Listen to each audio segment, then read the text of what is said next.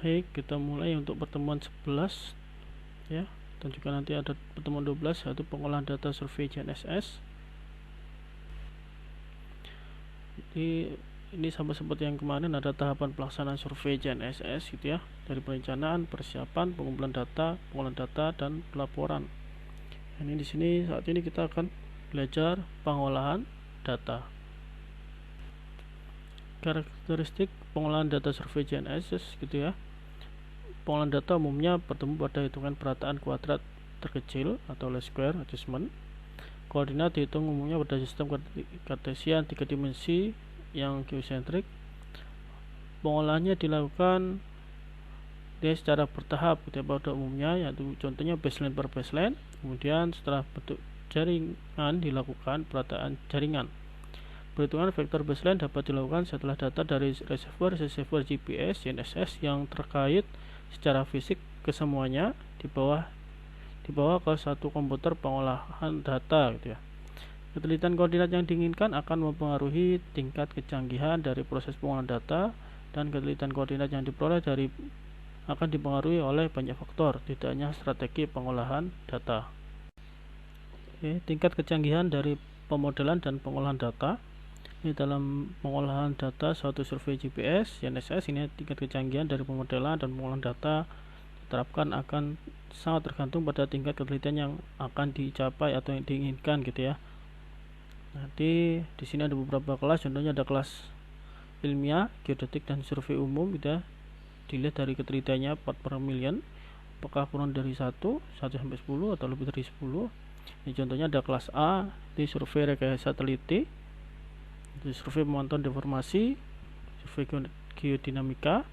Kelas B ada survei pengadaan titik kontrol untuk densifikasi kerangka dasar geodetik dan pemetaan, maupun untuk eksplorasi dan eksploitasi sumber daya alam. Dan C ada survei yang berketelitian relatif lebih rendah untuk keperluan survei pemukiman, kadaster, GIS, dan survei umum lainnya.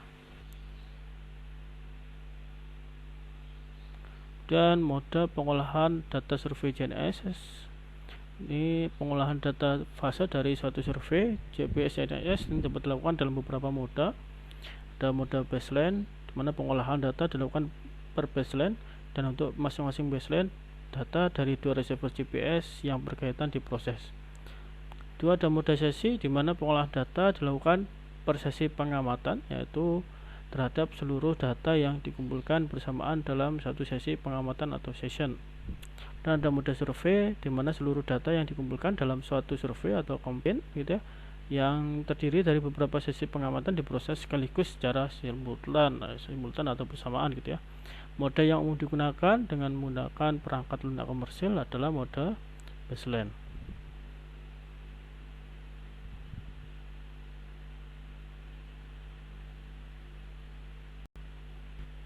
Tahapan pengolahan data survei GNSS. Ini semua perangkat lunak komersil untuk pengolahan data survei GNSS semuanya ini dapat menangani semua tahapan pengolahan data seperti pemrosesan awal atau perhitungan baseline, perataan jaringan, dan transformasi koordinat. Nah, dan di sini tentu ada namanya kontrol kualitas itu yang menjaga kualitas dari proses dan hasil pengolahan. Nah, misalkan di sini ada contoh beberapa titik yang diamati, misalkan titik 1 sampai kesekian gitu K gitu ya.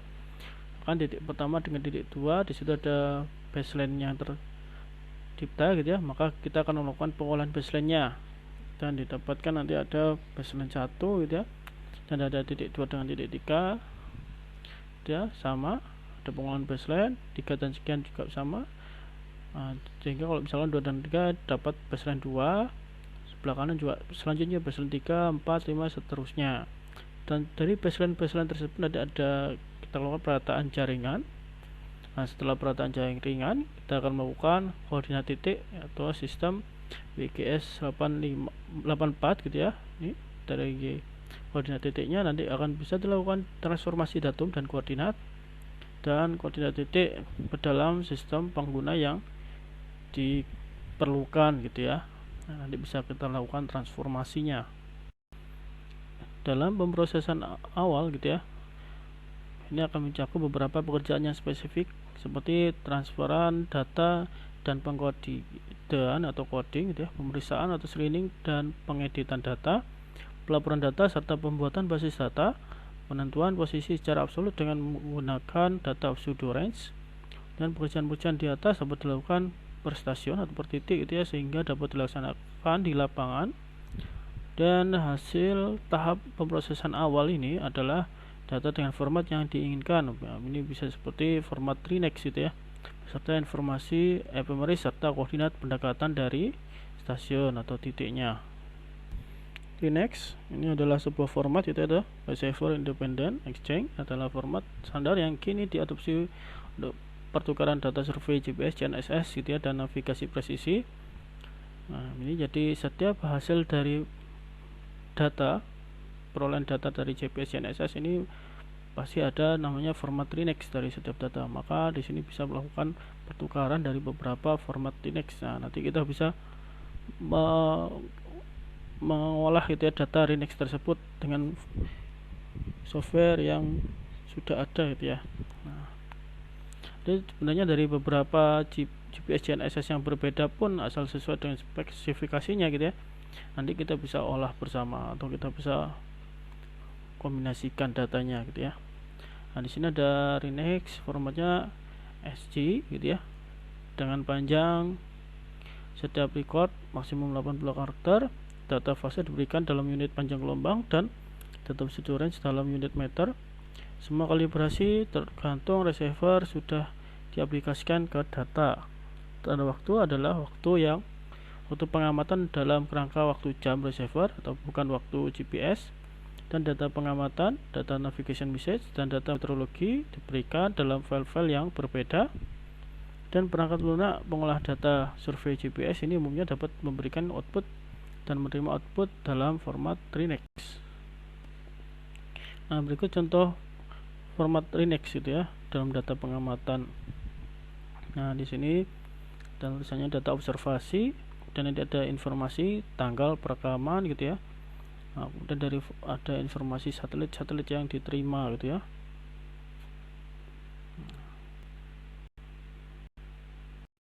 Nah, begitu pun dengan contoh TRINEX berikutnya, dan ini contoh navigation message. Ada pesan navigasi di sini ya yang sudah diperoleh. Dia bentuknya seperti ini, angka-angka. Nanti bisa diterjemahkan dengan software atau aplikasi yang akan kita gunakan. Kemudian proses pengolahan baseline. Ini ada absolute positioning, pseudo range, data term pseudo range. Ada lagi differential positioning atau triple difference fase. Nah, nanti ada solusinya yang bisa dicari. Kemudian pendeteksian dan pengoreksian cycle slip.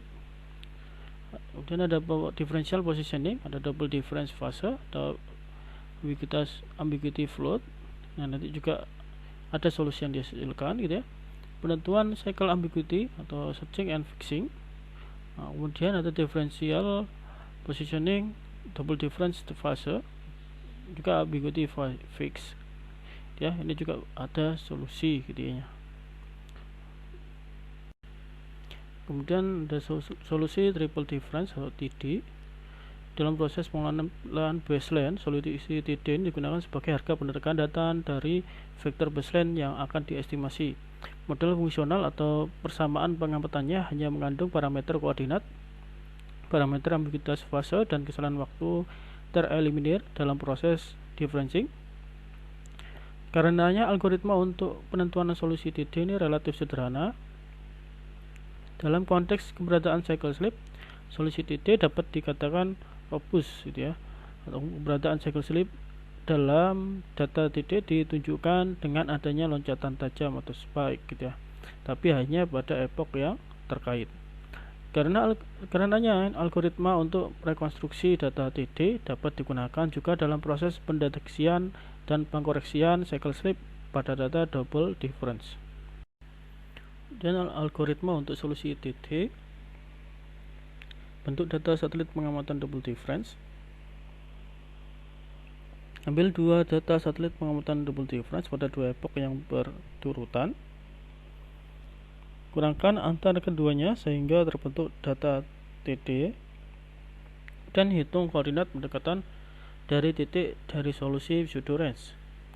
Dan di sini ada bentuk matriks desain gitu ya, atau A, dan ada bentuk matriks berat P gitu ya.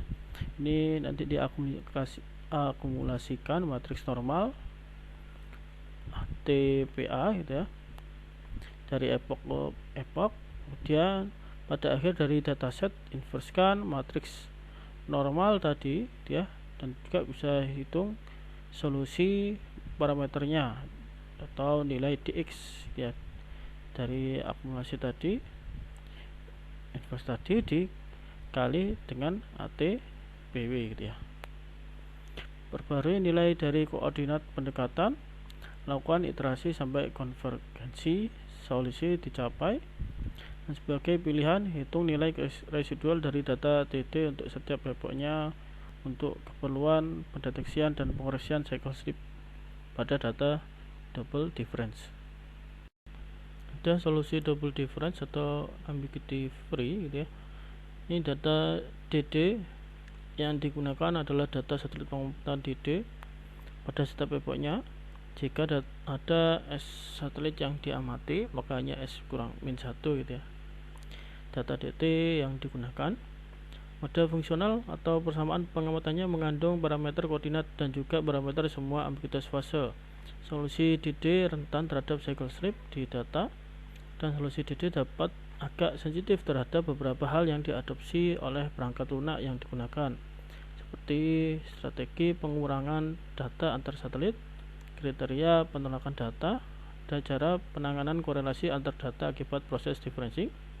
Dan solusi DD juga sensitif terhadap beberapa faktor eksternal seperti lamanya sesi pengamatan, jumlah dan distribusi satelit yang diamati, panjang baseline, level residu, kesalahan, dan bias di data. Dalam algoritma pembentukan data DD ini muncul, dan tenggelamnya satelit harus dapat ditangani secara otomatis, termasuk penambahan dan pengurangan parameter ambiguitas fase yang diakibatkannya. Kemudian algoritma untuk solusi DD dengan ambiguitas free atau free ambiguity gitu ya. Bentuk data satelit pengamat DD dan aplikasikan koreksi-koreksi untuk data seperti koreksi troposfer, dan tentukan nilai pendekatan dari parameter ya, ada koordinat dan ambiguitas fase. Untuk koordinat, gunakan nilai yang diberikan oleh solusi TD dan bentuk matriks desain A, dan bentuk lagi matriks berat P gitu ya. Sama seperti sebelumnya, ada akumulasikan matriks normal ATPA dari epoch ke epoch. Pada akhir dari dataset diinverskan matriks normal dan hitung solusi parameternya, dan perbarui nilai dari parameter pendekatan, lakukan iterasi sampai konvergensi solusi dicapai gitu ya. Dan di sini pada solusi DD ambiguity free gitu ya, nilai ambiguitas fase adalah masih merupakan bilangan pecahan. Resolusi ambiguitas fase, ada proses penentuan nilai dari ambiguitas fase yang merupakan bilangan bulat atau integer. Di sini seandainya nilai ambiguitas fase dapat ditentukan secara benar, maka jarak fase yang ambiguous gitu ya, atau ambigu, dapat dikonversikan menjadi jarak geometrik yang sebenarnya dan mempunyai tingkat presisi beberapa milimeter. Dalam pengolahan data survei GPS GNSS ini, resolusi ambiguitas ini umumnya merupakan proses pengkonversian nilai ambiguitas pecahan di hasil estimasi ke nilai ambiguitas atau integer yang dianggap benar.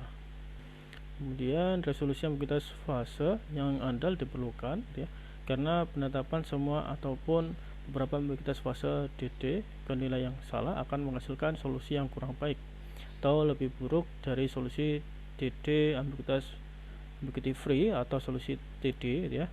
Dan resolusi ambiguitas fase bukanlah suatu hal yang mudah gitu ya, karena kesuksesannya kita tergantung pada banyak faktor dan sulit untuk mengetahui sebelum pengukuran apakah nantinya ambiguitas fase dapat ditentukan dengan benar atau tidak. Tapi untuk pengamatan selama 1 jam, panjang baseline yang relatif pendek atau kurang dari 20 km, dan jumlah satelit yang memadai atau lebih dari 4 satelit ini, serta perubahan PDOP yang relatif besar, umumnya dapat diharapkan bahwa ambiguitas akan dapat ditentukan dengan baik. Kemudian solusi double difference atau ambiguity free fix ya. Model fungsional atau persamaan pengamatannya mengandung parameter koordinat serta parameter ambiguitas fase yang tidak dapat ditentukan nilainya pada solusi DD ambiguity free. Seandainya semua parameter ambiguitas fase telah dapat ditentukan, maka parameter yang tertinggal hanyalah koordinat. Solusi DD ambiguity fix relatif lebih kuat karena jumlah ukuran lebih banyak.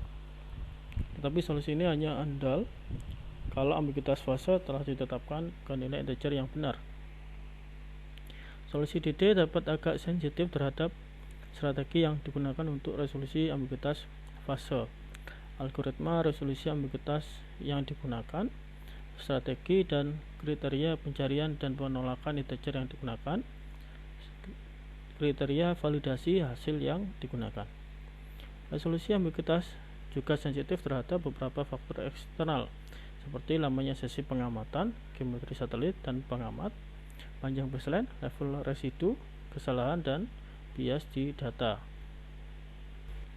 Algoritma untuk solusi DD ambiguity fix gitu ya. Bentuk data satelit pengamat DD seperti sebelumnya, tapi dengan memperhitungkan nilai integer ambiguitas yang telah ditetapkan. Aplikasikan koreksi-koreksi untuk data seperti koreksi troposfer. Tentukan nilai pendekatan dari parameter dengan menggunakan nilai yang diberikan oleh solusi DD ambiguity free, dan bentuk matriks desain A, bentuk matriks berat B gitu ya, dan diakumulasikan matriks normal ATPA dari epoch ke epoch. Pada akhirnya dari dataset inversekan matriks normal dan hitung solusi parameternya, dan perbarui nilai dari parameter pendekatan dan lakukan iterasi sampai konvergensi solusi dicapai. Nah, kemudian di sini ada perbandingan tingkat presisi solusi. Ada contoh hasil yang didapatkan dengan baseline GPS GNSS sepanjang 6,8 kilo. Nah, di sini ada dibagi dari solusi DD, apakah DD ambiguity free atau ambiguity fix gitu ya. Ini juga akan berbeda di hasil tingkat presisi solusinya di bagian kanan.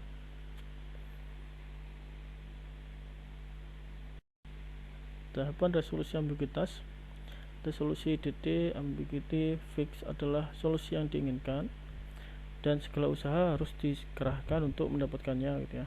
Dalam hal ini ada beberapa tahapan yang umum dilakukan dalam proses resolusi ambiguitas untuk mendapatkan solusi DD ambiguity fix, yaitu tentukan nilai pendekatan dari parameter ambiguitas fase, melakukan proses pencarian untuk mengidentifikasi set-set parameter ambiguitas yang mungkin benar, dan lakukan proses validasi untuk menentukan satu set parameter ambiguitas fase yang paling benar. Dan mensukseskan resolusi ambiguitas pada survei dengan GPS GNSS, ada beberapa strategi yang dapat dilakukan untuk mempertinggi tingkat kesuksesan resolusi ambiguitas, yaitu minimalkan pengaruh kesalahan dan bias seperti multipath dan ionosphere, dan pemilihan lokasi yang baik dan pengamatan pada malam hari. Lakukan pengamatan satelit dalam selang waktu yang cukup panjang, contohnya 0,5 sampai 2 jam. Amati sebanyak mungkin satelit. Gunakan data 2 frekuensi untuk baseline yang relatif panjang dan 1 frekuensi untuk baseline yang relatif pendek. Nah, kemudian bagaimana seandainya resolusi ambiguitas gagal? Seandainya dalam pengolahan suatu baseline ambiguitas fasenya tidak dapat ditentukan bilangan integernya, maka beberapa hal yang dapat dilakukan, antara lain jangan ikut sertakan satelit yang datanya relatif sedikit, jangan ikut sertakan satelit yang residualnya relatif besar, dan lakukan pemilihan selang waktu atau windowing sehingga data yang terikut sertakan adalah data yang relatif baik, dan gunakan satelit yang berbeda sebagai satelit referensi dalam proses pengurangan data atau differencing. Nah, di sini nanti dalam proses pengolahan data nanti Anda bisa memilih dia data-data satelit yang akan kita gunakan dalam proses atau post processing gitu ya.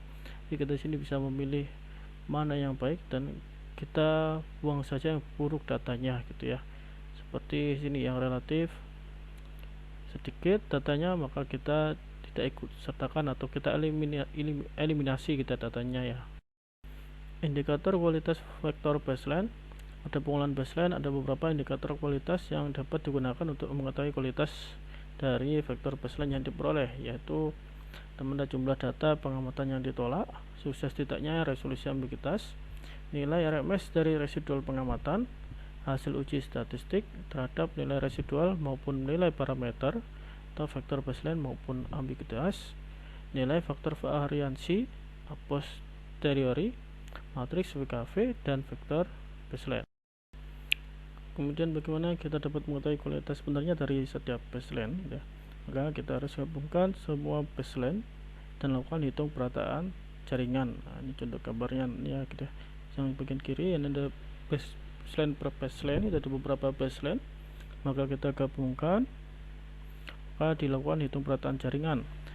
Kemudian dari baseline yang tadi belum terintegrasi tersambung gitu ya secara benar dan konsisten, dan ada sehingga koordinat titik ini belum unik,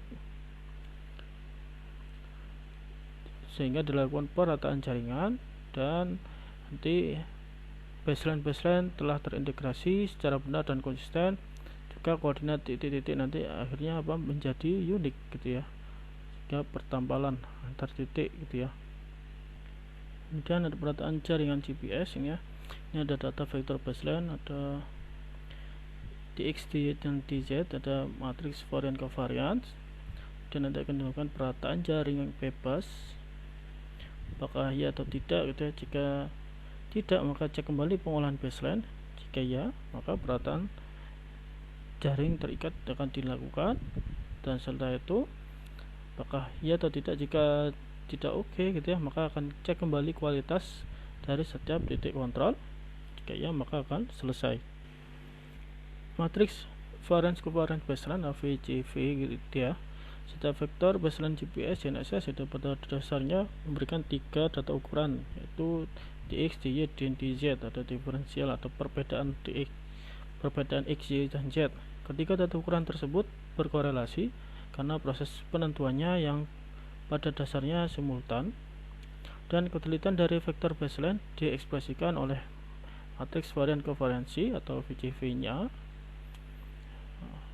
Komponen dari vektor baseline berikut matriks VCV-nya dilibatkan dalam hitung perataan jaringan. Nah, ini di bagian kanan ini contoh matriks variance covariansinya. Dan yang atas tadi baseline gitu ya, yang tadi sudah disampaikan dari 3 data ukuran dx, dy, dan dz. Kemudian perataan jaring bebas. Perataan jaring bebas dimaksudkan untuk mengecek kualitas dan konsistensi dari data vektor baseline. Perataan jaring bebas dapat dilakukan dengan menggunakan beberapa metode, seperti metode kendala minimal atau minimal constraint, metode kendala internal, dan metode generalized matrix inverse. Yang umum digunakan oleh perangkat lunak komersil untuk pengolahan data survei GPS GNSS adalah metode kendala minimal atau minimal constraint.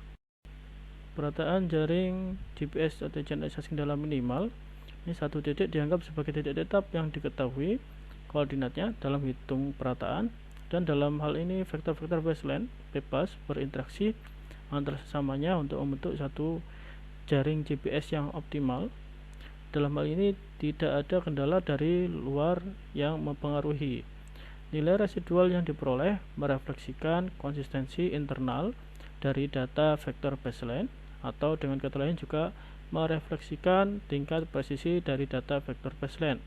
Nilai residual maupun bentuk dan ukuran dari elips kesalahan relatif tidak akan terpengaruh oleh lokasi titik dalam jaringan yang dianggap sebagai titik tetap. Perataan jaring terikat. Perataan jaring terikat akan mengikut sertakan semua data ukuran yang valid, serta akan menggunakan semua titik kontrol sebagai titik tetap atau terkendala. Perangkat lunak komersial GPS GNSS umumnya menganggap titik kontrol sebagai titik tetap atau tidak mempunyai kesalahan itu ya anggapannya, dan perataan jaring terikat akan memberikan koordinat definitif untuk semua titik-titik yang baru. Nah, di contoh gambarnya ada titik kontrol yang segitiga hitam, ada titik baru yang lingkaran putih gitu ya. koordinat definitif, dia yang koordinat didefinisikan gitu ya. Selanjutnya mengecek konsistensi data ukuran dengan titik-titik kontrol yang telah ada, suatu mekanisme kontrol kualitas, dan mengintegrasikan titik-titik dalam jaringan baru ke jaringan titik yang telah ada yang tingkat ketelitiannya lebih tinggi atau setidaknya sama, atau kepastian datum dan sistem koordinat. Indikator kualitas, ada beberapa parameter yang dapat digunakan sebagai indikator dari kualitas hitung perataan jaringan, yaitu jumlah outlier, besarnya residual, serta nilai standar deviasinya, standar deviasi dari komponen-komponen koordinat, nilai dari faktor variansi a posteriori, dan hasil dari uji-uji statistik, bentuk, ukuran, dan orientasi dari elips, kesalahan, titik, dan garis. Kemudian jenis-jenis kesalahan, ada kesalahan random atau acak gitu ya, ini tidak bisa dihindari, magnitudenya atau besarannya umumnya kecil gitu ya, tidak bisa diprediksi mengikuti hukum-hukum statistik. Dan ada kesalahan sistematik atau bias, ini perbedaan antara model fungsional dengan kenyataan, tidak bersifat acak, disebabkan oleh permodelan yang kurang sempurna. Secara teoritis dapat dieliminasi dengan penyempurnaan model yang digunakan. Dan ada kesalahan besar disebabkan oleh malfunction dari surveyor atau instrumen, jadi surveyornya memang nggak bisa atau instrumennya rusak gitu ya, dan dapat dihindari dengan pola kerja yang teliti, cermat, dan sistematik. Kemudian sumber kesalahan internal dan eksternal. Yang internal bersumber dari keterbatasan yang sifatnya inherent pada instrumen dan operator, dan kesalahan eksternal bersumber pada faktor-faktor di luar instrumen seperti multipad, refraksi atmosfer, dan kesalahan orbit. Dan ada matriks VKV variance covariance dari Maestlin, GPS, GNSS umumnya merefleksikan pengaruh dari kesalahan-kesalahan yang bersifat internal, sehingga biasanya bersifat too optimistic. Kemudian pengaruh dari kesalahan-kesalahan yang bersifat eksternal dapat diperhitungkan dengan mengaplikasikan faktor skala terhadap matriks variance covariance sehingga membuatnya lebih realistik. Besarnya faktor skala dapat tergantung pada tipe instrumen, lokasi, dan panjang baseline. Dan besarnya faktor skala dapat diturunkan dari analisis terhadap baseline yang diukur 2 kali. Baik, ini ada tugas atau buat mind map dari materi pertemuan 11 dan juga 12 gitu ya, yang ada di slide ini, dan nanti akan dipresentasikan di pertemuan ke-12 ya. Ini nanti tugasnya secara berkelompok. Ini ada pembagian kelompok ya, kelompok misalkan kelompok 3 dari 1 sampai 3 sampai 11 gitu ya, 1 sampai 11 yang nanti dipresentasikan. Dan ada kelompok 1 itu ada materi 12 sampai 22, dan silakan dipersiapkan juga. Dan ini ada kelompok 2 yang harus dipersiapkan dari nomor 23 sampai 34. Dan ada kelompok 4 ini nomor 35 sampai 46. Nah, ini contoh dari mind mapnya, silakan dibuat gitu ya. Nah, di dalam mind map ini nanti Anda buat presentasinya juga gitu ya. Silakan nanti buat presentasi dalam bentuk PPT ataupun video gitu ya, yang bisa menunjang presentasi Anda. Misalkan sebuah kreativitas ini sebagai pusatnya, nanti bisa menghasilkan sebuah apa gitu, ada aplikasinya gitu ya, produktivitasnya ada idenya dari apa, kemudian dasarnya dari apa, dan hasil presentasinya seperti apa. Nah, nanti bisa dijelaskan seperti ini.